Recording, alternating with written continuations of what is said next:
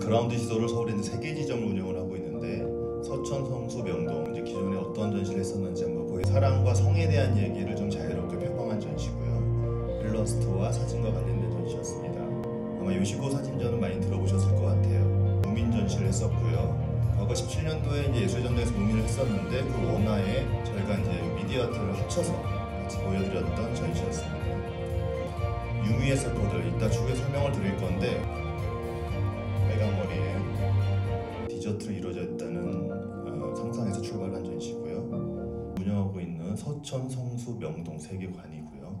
부산, 강릉, 싱가포르, 도쿄, 제주 이렇게 해서 5개 군데를 더 확장하는 그런 계획을 갖고 있습니다. 알고 계신 전시들이 많이 있으실 겁니다. 최근에 오픈한 어노니머스 프로젝터에서 운영 중에 있고요. 그 전에 레드룸, AWA 좀 많은 전시를 했습니다. 복합문화공간, 그라운드 시설을 운영하는 이유는 이제 전시 시장을 좀 확대를 하기 위해서 조금 전시를 이렇게 옮겨 다니면서 하다 보니까 브랜딩이 되지를 잘 않더라고요. 그래서 이쪽 공간에 오면 항상 이런 형태, 어느 일정 수준 이상의 전시를 볼 수 있다. 브랜딩하고 있습니다. 그래서 전시의 유동성을 확보하고 여기가 이제 멤버십 마케팅을 하고 저희 혼자서는 아무래도 다양성이 떨어지니까 많은 회사분들과 같이 협업할 수 있는 기회를 창출하는 그런 걸 갖고 있고요. 모든 컨텐츠 회사는 크게 3가지 비즈니스 모델로 운영이 됩니다. 영화 부분도 마찬가지고 이런 데들도 그 해에 새로운 컨텐츠를 선을 보이죠. 그래서 1년에 한 10개 정도의 컨텐츠를 만든다. 이렇게 되면 그 중에서 한 30% 정도가 성과를 내고 나머지 한 30%가 이분을 맞추고 또 손해보는 작품도 생기고 그렇습니다. 하지만 결국에는 성과를 내는 컨텐츠의 수익성으로 인해 가지고 우상향을 하는 거죠. 그래서 매년 새로운 라인업을 통해 가지고 보여주는 컨텐츠가 기본이고 그 다음에는 그게 매해 IP가 쌓여서 그 라이브러리를 가지고 이제 여러 미디어라든가 공간에 공급하는 그런 형태가 되고 그 다음에는 거기서 발생한 IP를 기반으로 2차 저작권 사업을 할 수 있는 거죠. 그런 걸 하게 되는데 그 모든 거의 중심은 IP에 있다. 국립중앙박물관이라든가 이건희 컬렉션 이렇게 정부가 주도하는 형태의 콘텐츠가 조금 상업성을 띈다고 하는데 미디어 아트 상설 전시장이 확대가 되고 있습니다. 관광지라든가 해외라든가 이런 데서 확대가 되고 있는데 우리나라만의 동향이 아니고 전 세계적인 현상이에요. 100만 명 이상이 보는 전시들이 많이 나오고 있습니다. 1년에. 아마 이게 제일 궁금하셨을 것 같아요. 전시 기획. 저희 전시 기획의 가장 중요한 3가지입니다. 그래서 아이템을 선정하고 기획 방향을 잡습니다. 그 다음에 제작의 방식인데 아이템 선정은 아마 그 기획사분들마다 다 다르실 거예요. 근데 저 동시대 미술을 추구합니다.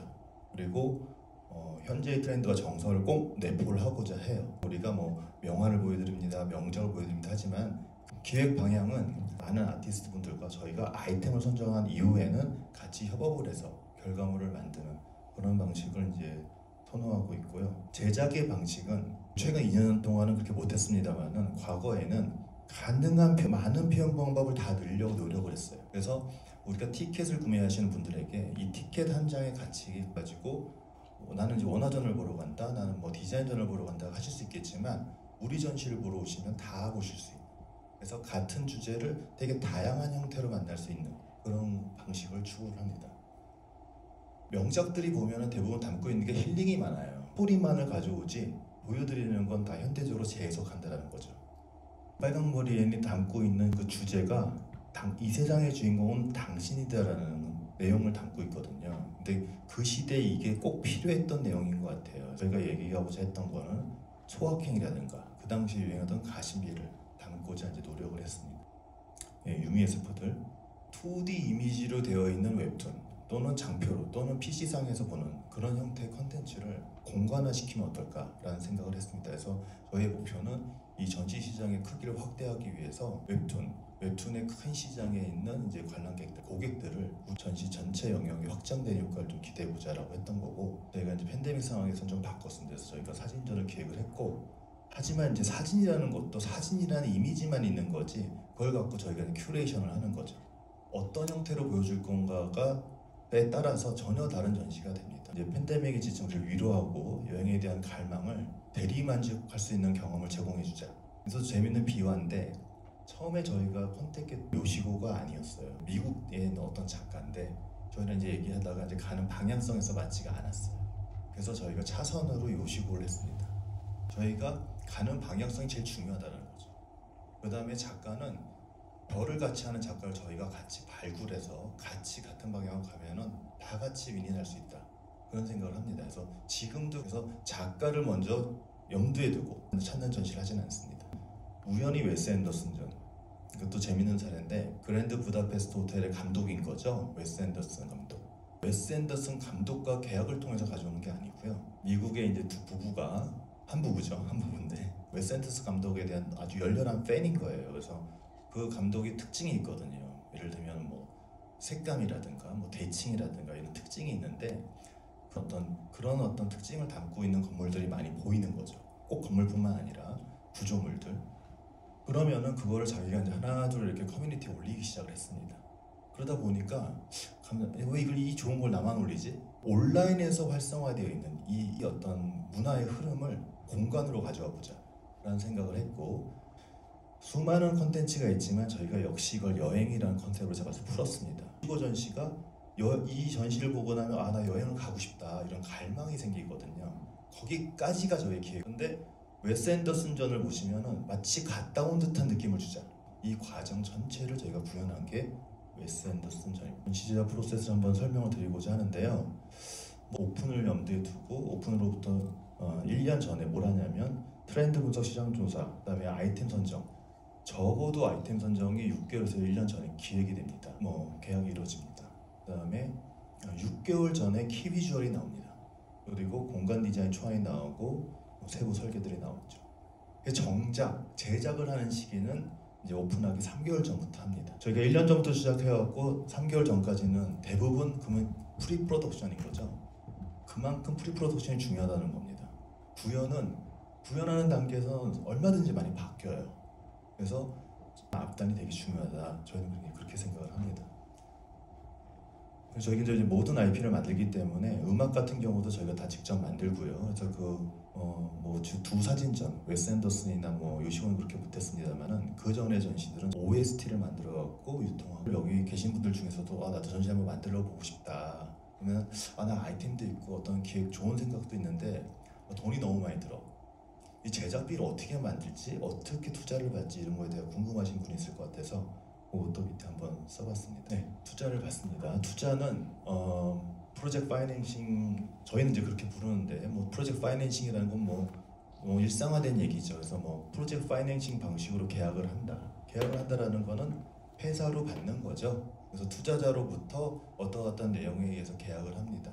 이게 가장 일반적인 거고, 예시를 이제 2개를 들어놨습니다. 그래서 일반적으로 금융을 펀딩하거나 요즘 크라우드 펀딩이 많이 인기를 끌고 있죠. 그래서 2가지 형태가 있는데 내용은 다 같습니다. 그래서 프로젝트 파이낸싱 같은 경우에는 기획사 앞으로 그대로 투자를 받으면 되는 거고, 이 일반 금융 펀딩을 하거나 크라우드 펀딩 할 때는 어떤 제작이라든가 어떤 자금의 집행의 투명성을 강조하기 위해서 특수 목적 법인을 만듭니다. 그래서 SPC를 만드는데, 그래서 SPC는 원래는 컨지너 산하에서 인정한 걸 이제 SPC라고 하는데 저는 좀 광의로 해석을 해가지고 다 SPC 형태로 하고, 나중에 이걸 정산하기 위해서는 회사를 청산을 합니다. 그래서 회사의 지분 보통주로 받아가지고 또는 사채를 통해서 만든 다음에 이걸 그대로 집행할 수가 없어요. 그래서 대부분은 청산을 통해서 자산을 배분하는 방식. 이게 이제 일반 금융 펀딩이고, 크라우드 펀딩 같은 경우에는 저거는 이제 법적으로 할 수가 있게 돼서 이익 참가 후 사채로 발행을 합니다. 그래서 배당을 수령하는 형태예요. 자, 왼쪽은 여기서 발생한 모든 수익에 대해서는 자산을 배분하는 거고, 오른쪽은 이익 참가 후 사채에 따른 배당금을 수령하는 형태다. 이게 어려운 얘기인 것 같지만 결론은 동일합니다. 근데 발행하는 형식의 차이일 뿐인 거죠. 라이센싱, 간단히 얘기하면 수출하는 거죠. 전 세계 수출을 하는 건데, 과거에는 예를 들어서 저희가 중국에 수출을 한다, 대만에 한다, 홍콩에 한다 그러면 저희와 같은 전시 기획사에서 요청이 들어오거나, 또는 저희가 알고 있는 어떤 기존의 어떤 업력에 따른 네트워크에 의해서 요청이 오는 경우가 많은데, 지금은 사실 그렇지가 않아요. 지금은 너무나도 온라인이 발달되어 있는 사회라 직접 컨택들이 많이 들어옵니다. 인스타 DM으로 오기도 하고 막 들어와요.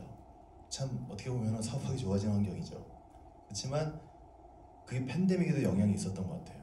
그래서 저희가 작가를 컨택할 때도 예전에는 작가 누가 있으면 저희가 직접 날라가서 얘기하고 이런 과정이 꼭 필수였지만 지금 그냥 다 온라인 컨택을 합니다. 라이센싱도 마찬가지고요. 계약의 방식은 이제 라이센스 피를 줘야 되잖아요. 저희가 받거나 주거나 하는 건데 이제 일시불 지급이 제일 일반적이고, 그렇게 유명한 작가분들 것도 하지만 그렇지 않은 분들도 있기 때문에 대부분은 미니멈 개런티 레버뉴 쉐어를 하는, 그래서 좀 혼합된 형태로 저희가 계약을 많이 진행을 합니다. 과거에는 해외에 있는 저희 파트너는 다 전시공연 기획사였어요.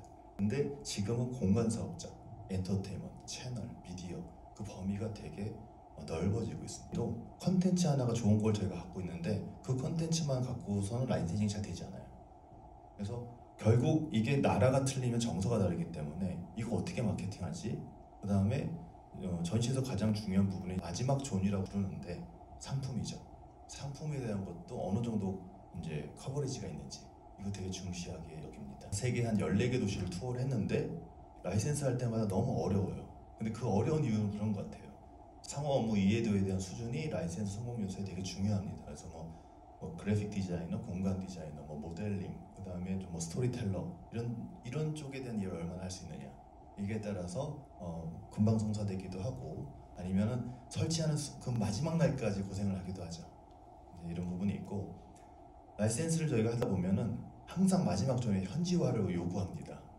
그래서 이게 참 풀기 어려운 부분이에요. 왜냐하면 다 작가들에도 그런 고유한 게 있으니까. 근데 여기에 대한 어떤 탄력도가 있으면 조금 더 풀기가 쉽다, 이렇게 보시면 됩니다.